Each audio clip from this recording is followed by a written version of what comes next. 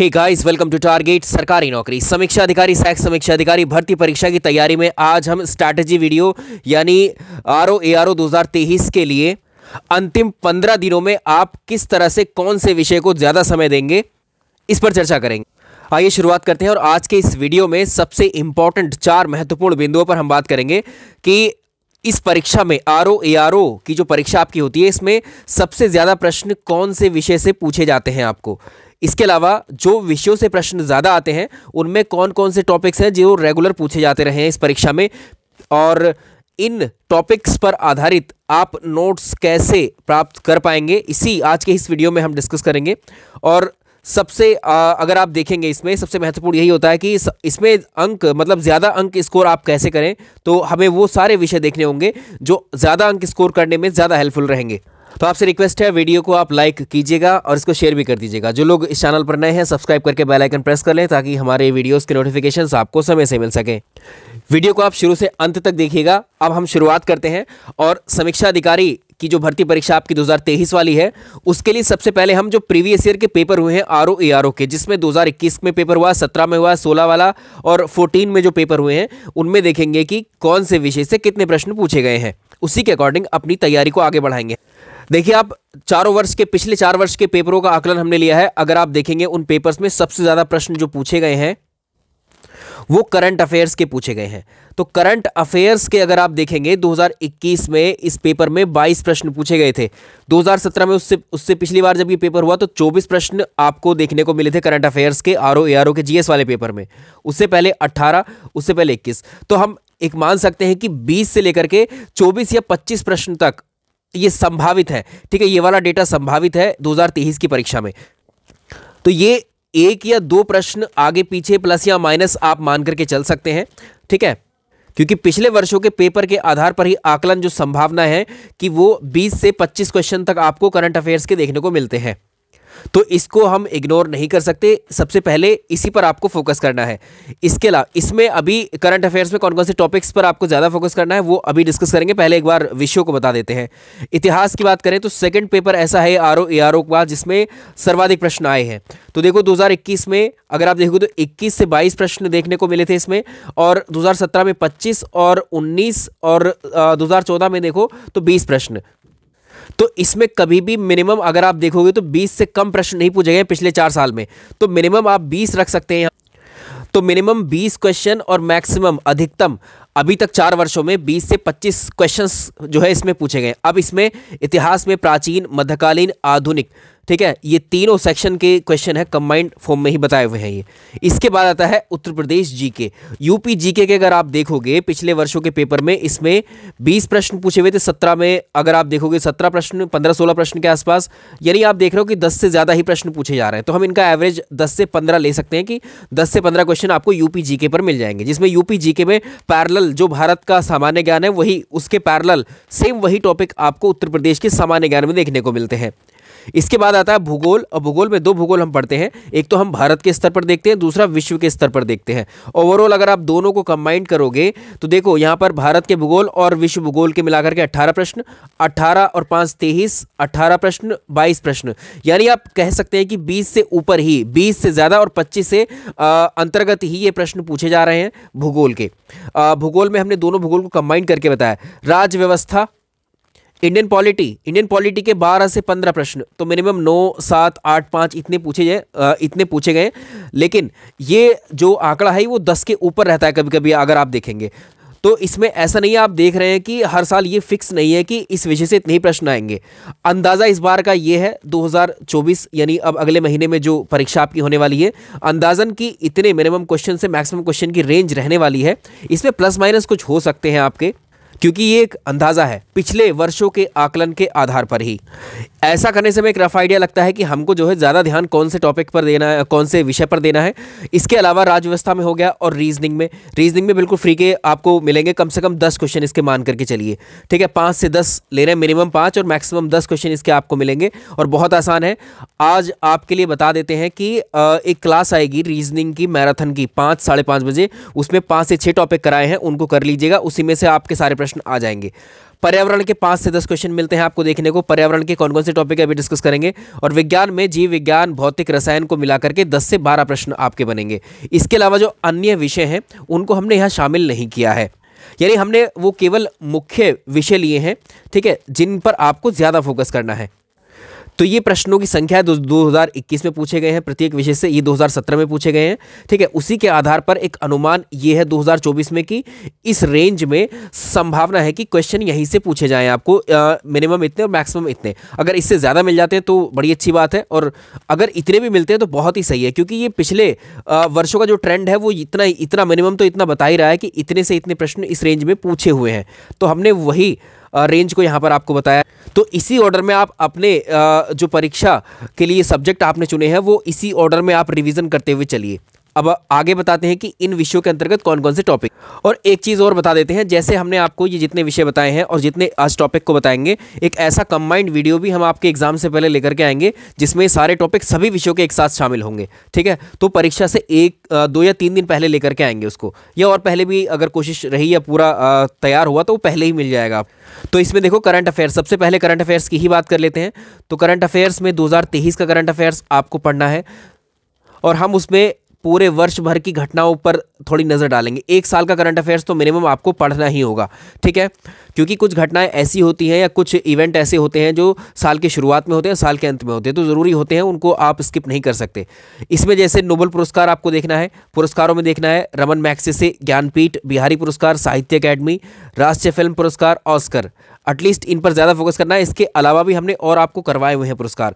सूचकांकों में भारत की रैंकिंग देखनी है, और भारत के अंदर भी कुछ ऐसी संस्थाएं हैं जो भारत के राज्यों की सूचकांक जारी करती हैं, तो उन पर भी राज्यों की अलग अलग रैंकिंग होती है अलग अलग सूचकांकों में, उनको भी देखेंगे। ये अंतर्राष्ट्रीय स्तर पर है भारत की रैंकिंग। आगे हम बात करते हैं, देखो इसमें एक महत्वपूर्ण टॉपिक है योजनाओं का, ठीक है, योजनाएं, स्कीम्स जो होती हैं, ये टॉपिक हमने आपको अभी नहीं करवाया है, ठीक है, इसको हम आपको करवाएंगे। इसके अलावा खेल प्रतियोगिताएं, इस पर प्रश्न आता ही आता है, या आगामी खेल प्रतियोगिताएं और जो वर्ष 2023 में संपन्न हो चुकी हैं उन पर आधारित प्रश्न ये आता है। युद्ध अभ्यास अभी हमने आपको नहीं करवाया है, इसको भी करवाएंगे। महत्वपूर्ण दिवस से प्रश्न आता है। सम्मेलन, चाहे भारत के अंदर हुए चाहे भारत के बाहर। चर्चित पुस्तकें, ये टॉपिक अभी नहीं करवाया है। और चर्चित व्यक्ति, ये वाला टॉपिक नियुक्तियां भी आएंगी, और किन व्यक्तियों की, जो प्रख्यात व्यक्ति हुए हैं, जो प्रसिद्ध व्यक्ति हैं, उनके हाल ही में किन के निधन हुए या कोई कहीं नियुक्ति उसकी अंतर्राष्ट्रीय राष्ट्रीय स्तर पर हुई है, उस तरह के प्रश्न इसमें आते हैं। कृषि उत्पादन, तो इसमें हमने आपको 2 से 3 टॉपिक ऐसे हैं जो अभी तक हमने करंट अफेयर्स में कवर नहीं किए हैं, उनको भी हम अब जो वीडियो आएगा उसमें कंबाइंड 12-13 विषयों का उसमें ले लेंगे, बाकी छोड़ करके कुछ नहीं भेजेंगे आपको, सारा करवा देंगे, तो इसका वेट करिएगा। इसके अलावा जिन्होंने भी अभी वो मैराथन क्लासेस नहीं देखे 12-13 विषयों के, उनको देख लीजिए, रिवीजन कर लीजिए, क्योंकि अब जो है आपको आज के बाद में जितनी भी क्लासेस आपकी आती जाएंगी प्रश्नों पर आधारित कंबाइंड, वो सारी प्रैक्टिस बहुत अच्छे से हो जाएगी आपकी। तो अब आज के बाद की जितनी भी हैं 15 से 20 दिन के दौरान जितनी भी क्लास आएंगी वो बहुत इंपॉर्टेंट है, उनको आप मिस मत करिएगा, सभी को देखिएगा, क्योंकि असल प्रैक्टिस हम अब शुरू करेंगे अपनी क्लासेस में उन थ्योरी या नोट्स के बिहाफ पर। तो इसमें अगला सब्जेक्ट देखो इतिहास। इतिहास में प्राचीन, मध्यकालीन और आधुनिक भारत है, और आधुनिक भारत का एक हिस्सा है भारतीय राष्ट्रीय आंदोलन, ठीक है। आप सबसे ज़्यादा फोकस अगर आप करेंगे तो भारतीय राष्ट्रीय आंदोलन के 12 से 13 प्रश्न आते हैं। इसमें से आपको इंडियन नेशनल कांग्रेस की स्थापना से लेकर उसकी आज़ादी तक के जितने भी अधिवेशन उनमें देखेंगे, कोई घटनाएं हुई हैं अधिवेशन के दौरान वो देखेंगे। गांधीयन एरा तो आपको ज़रूर पढ़ना है। किसान विद्रोह और जनजातीय विद्रोह पर आपकी नज़र होनी चाहिए। गवर्नर वायसराय, गवर्नर जनरल, ये हमने आपको करवाए हैं, ये आपके तैयार होने चाहिए। आधुनिक भारत में और इम्पोर्टेंट एक 1857 की क्रांति है, 1857 की क्रांति आपको पता होनी चाहिए पूरी, जो हम पढ़ा चुके हैं। भारतीय पुनर्जागरण काल या धार्मिक सुधार आंदोलन के नाम से भी हम इसको जानते हैं आधुनिक भारत में, और उस समय में आप देखेंगे ब्रिटिश काल की आर्थिक नीतियाँ भारत में क्या थी, ये टॉपिक। मध्यकालीन भारत में आएंगे, ये मध्यकालीन भारत हमने आपको नहीं पढ़ाया है, इसमें मुगल काल है और दिल्ली सल्तनत है, ठीक है। मुगल काल में आप जो पढ़ेंगे उसमें मुगल काल के बादशाहों को पढ़ना आप चाहें तो पढ़ सकते हैं, हमने आप नोट्स जो है अपने टेलीग्राम पर अपलोड किए हैं। इसके अलावा यहाँ पर आपको जो पढ़ना है, यहाँ की आर्ट एंड कल्चर को ज़्यादा देखेंगे, यहाँ का आर्किटेक्चर, कला, संस्कृति आदि को लेकर के क्या डेवलपमेंट है। ऐसे ही इसमें कुछ कुछ जो भी आर्किटेक्चर तैयार हुए हैं या साहित्य पर काम हुआ है वो यहाँ ज़रूरी है पढ़ना, क्योंकि आप देखिए अच्छे खासे प्रश्न पूछे जाते हैं। यूपी PSC के द्वारा मध्यकालीन भारत को बहुत फोकस किया जाता है इन परीक्षाओं में। आप PCS को देख लीजिए चाहे RO को देख लीजिए, ठीक है। तो इस वाले सेक्शन को भी हम अभी आपको कराएंगे। प्राचीन भारत में जो आपको याद रखने वाली बातें हैं या टॉपिक हैं, उसमें आप देखिए सबसे पहले आप जो है गुप्त काल को देखिएगा। ठीक है, गुप्त काल में जो आर्ट एंड कल्चर, देखो ये प्राचीन काल का स्वर्ण युग कहा जाता है गुप्त काल। यहाँ के राइटर्स जो साहित्य लेखन की बातें हुई हैं, यहाँ पर ये जो आर्किटेक्चर भी तैयार हुए हैं वो गुप्त काल की संस्कृति पुस्तकें, और वहाँ के जो साइंटिस्ट, वैज्ञानिक या खगोल शास्त्री जो भी इस समय के हुए हैं महान व्यक्ति, वो सब आपको गुप्त काल के पता होने चाहिए। मौर्य साम्राज्य, अशोकन, सम्राट अशोक के बारे में पढ़ना है, शिलालेखों के बारे में पढ़ना है यहाँ से। इसके अलावा भक्ति आंदोलन, भक्ति मूवमेंट को पढ़ना है, और इसमें जो रिलीजियस रिफॉर्म्स हुए थे जैनिज्म एंड बुद्धिज्म पर आधारित, उन दोनों धर्मों को पढ़ना है। ठीक है, इंडस वैली सिविलाइजेशन में कुछ आप पढ़ सकते हैं चाहे तो, लेकिन इन पर मेनली फोकस आपको करना ही करना है। ये आपको वो मुख्य टॉपिक है जिनको आपको पहले पढ़ना है। अब देखेंगे भूगोल में, भूगोल में कौन से टॉपिक को आपको ज़्यादा पढ़ना है। देखो भूगोल में जो जनगणना 2011 की है, ये हमने आपको नहीं करवाया, लेकिन नोट्स अपलोड कर दिए। जो अभी हमने आपको नहीं करवाए और इस क्लास में बता रहे हैं, उनको अब करवाएंगे अगली क्लासेस में। ठीक है, तो इसमें कृषि पर आपको फोकस करना है, नदी और नदियों पर कौन कौन सी परियोजनाएं हैं, इन पर प्रश्न आते हैं। ऊर्जा स्रोत कौन से, energy sources, renewable energy resources और नॉन रिन्यूएबल एनर्जी रिसोर्सेज, पूरा करवाया आपको। भारत में पर्वतों का विस्तार, दर्रे देख लीजिएगा, पहाड़ी पठार वगैरह, नदियाँ तो हो चुकी हैं, और झीलें भी देख लीजिएगा, वो करवाया है। विश्व भूगोल में आप देखेंगे मैपिंग, मैंने मानचित्रण आपको पूरा पढ़ाया है। विश्व में कहाँ कौन से पर्वत पठार हैं, कौन सी नदियाँ झीलें हैं, ठीक है, कौन सी वहाँ पर जल संधियाँ आदि हैं। विश्व की जनजातियाँ, ये हम अगली क्लासेस में करने वाले हैं। विश्व के पर्वत, नदियाँ, ये हम आपको करवा चुके हैं। कुछ औद्योगिक शहर कुछ बताए हैं हमने, बाकी प्रश्नों में लेंगे। जो चीज़ आपकी छोटी है तो प्रश्नों के माध्यम से अब आ जाएंगी कवर होने के लिए, या हम इनको थ्योरी वाली क्लास में या कंबाइंड क्लास में लेकर के आएंगे। महासागरीय धाराओं के बारे में पढ़ना है, घास के मैदान, मरुस्थल पढ़ने हैं कौन कौन से हैं, डेजर्ट, भारत वन स्थिति रिपोर्ट। ठीक है, ये भारत के भूगोल में पढ़ लीजिए इसको, चाहे पर्यावरण में पढ़ लीजिए, ये पढ़ना है आपको। ये ज़्यादा फोकस वाले टॉपिक हैं, पहले इनको करिए, इसके बाद समय बचता है तो दूसरे टॉपिक पर जाइएगा। राज्य व्यवस्था में ज़्यादा टॉपिक, संविधान के भाग, अनुसूचियां और अनुच्छेद, ये आपको मैचिंग के लिए कभी कभी पूछ देता है इसमें से। ठीक है, तो ये सब आपके टिप्पर होने चाहिए। और लेटेस्ट संविधान में कौन कौन से लेटेस्ट 100 के बाद के जो संशोधन है, ठीक है, 105 तक आपको याद रखने हैं। मौलिक अधिकार, फंडामेंटल राइट्स सारे पढ़े होने चाहिए। भाग 5 को पूरा कंप्लीट पढ़ा होना चाहिए, भाग 6 भी पूरा कंप्लीट पढ़ा होना चाहिए आपका। सबसे ज़्यादा प्रश्न यहाँ से मिलेंगे और यहाँ से मिलेंगे, दोनों को मिला करके। पंचायती राज से ज़रूर आता है एक प्रश्न। महत्वपूर्ण अधिनियम, पर्यावरण से संबंधित अधिनियम कौन कौन से, जल को लेकर, वायु को लेकर, पर्यावरण को लेकर के, ठीक है, और वन्यजीव को लेकर के। महिलाओं से संबंधित कोई बिल कानून पहले आया है, पहले भी आया या अभी भी लेटेस्ट आया है, या बच्चों से संबंधित कोई है, तो वो भी आपको ज़रूर याद रखना है। यूपी जीके की बात करेंगे, मैक्सिमम यूपी जीके हमने आपको पढ़ाया है, तो इसमें जनजातियां याद रखनी है। उत्तर प्रदेश की लोकगीत, मेले, महोत्सव, वन्यजीव अभ्यारण्य, पक्षी अभ्यारण्य, रामसर स्थल कौन कौन से हैं। उत्तर प्रदेश का बजट और उत्तर प्रदेश की योजनाएं अगली क्लासेस में आ जाएगा आपको, बाकी आप इन पर पूरा फोकस करेंगे। विज्ञान में अगर आप देखेंगे तो स्टैटिक टॉपिक्स में आपको एक तो फूड एंड न्यूट्रिशन वाला टॉपिक है, कोशिका वाला टॉपिक है, मानव रोग, ठीक है, पाचन तंत्र, परिसंचरण तंत्र, सर्कुलेशन सिस्टम, और भौतिकी में आप लाइट और ध्वनि वाला टॉपिक जरूर देखेंगे। और बेसिक जो आपको एक बताया है भौतिक विज्ञान में, ये टॉपिक हम पढ़ा चुके हैं आपको, 5 से 6 टॉपिक, एटलीस्ट उनको कर लीजिएगा तो वहाँ से प्रश्न मिल जाएंगे आपको। रसायन विज्ञान में धातुएं पढ़नी, मेटल्स और उनकी प्रॉपर्टीज़, फाइबर रेशे वगैरह, प्लास्टिक वगैरह आप पढ़ सकते हैं। आगे अगर देखेंगे पर्यावरण में आपको कौन कौन से टॉपिक देखने हैं, देखिए फूड चेन, हमने पर्यावरण में आपको शुरुआत में बताया था कि पर्यावरण, पारिस्थितिकी तंत्र यानी इन्वायरमेंट, इकोलॉजी और इकोसिस्टम, तीनों में क्या डिफरेंस है, कभी कभी प्रश्न पूछे हुए हैं उन पर, लेकिन खास श्रृंखला वाला टॉपिक आपको पता होना चाहिए। नेशनल पार्क, जैव मंडल, biosphere reserve, Ramsar sites, heritage स्थल, ये हम आपको एक बार अब अगेन करवाएंगे इनको, ठीक है। वन स्थिति रिपोर्ट करवाई जा चुकी है। सतत विकास भी, पर्यावरण सम्मेलन, पर्यावरण से संबंधित कौन से सम्मेलन प्रोटोकॉल हुए हैं, वायुमंडल पूरा पढ़ना है जिसमें ओजोन परत पर ज़्यादा फोकस रहेगा, बायोडाइवर्सिटी, ये सब आपको करवाया जा चुका है, इसको करिएगा। रीजनिंग में कोडिंग, डिकोडिंग आती है, ठीक है, इसके अलावा सीरीज आती है, अल्फ़ाबेट सीरीज है, और इसके अलावा उसमें नंबर वाली सीरीज है, मिसिंग नंबर है, आकृतियों की गणना करना है, डायरेक्शन वाले टॉपिक। तो हमने, अगर आप पिछले साल के पेपर देखेंगे तो उसमें रीजनिंग के जो टॉपिक्स हैं वो यही घुमा फिरा कर पूछे जा रहे हैं। तो कम से कम 6 से 7 टॉपिक की जो आज एक आपको रीजनिंग की मैराथन क्लास मिलेगी 5:30 बजे के आसपास, उसको आप देख लीजिएगा, उसी में आपकी रीजनिंग कंप्लीट हो जाएगी।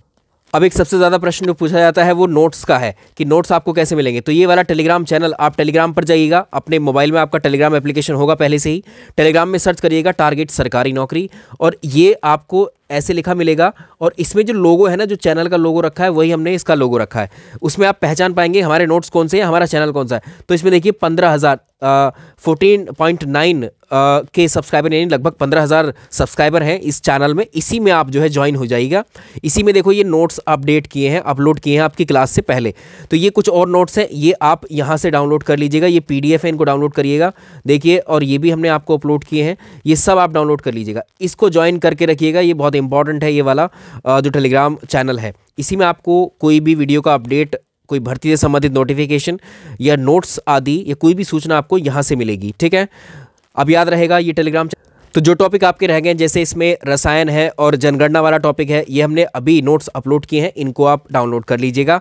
और हम आपको बता देते हैं जो अगली क्लास है आपकी, अभी आज की जो क्लास है उसमें एक तो मैराथन आने वाली है, किसकी, रीजनिंग की, शाम आज ही आ जाएगी।